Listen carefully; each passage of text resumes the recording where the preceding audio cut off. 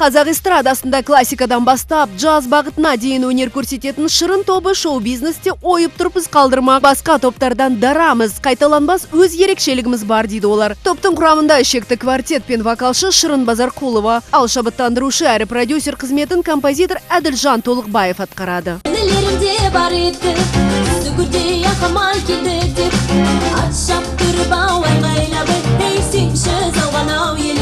Бағытымыз әр бағытта ойнаймыз. Біз профессионалдық музыканттармыз.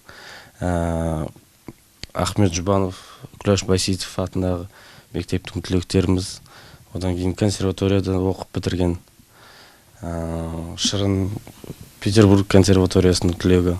Композитор. Топтың алғашқы бейнебаяны осыдан жарты жыл бұрын Заттыбек Көпбосынұлының жаны мәніне түсірілген болатын. Топ мүшелері әннің мүлдем өзгеше нұсқасын ұсынған болатын. Бірінші бейнебаянымыз осы Мұхтар Әуезов атамыздың театрымызда түсірілді. Үлкен залда сондай театральный сюжет болғаннан кейін үлкен залда түсірдік.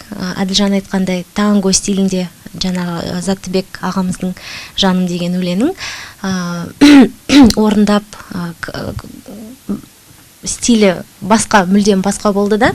Сондай біздің клипта екі биші болды. Олар танго биін биледі.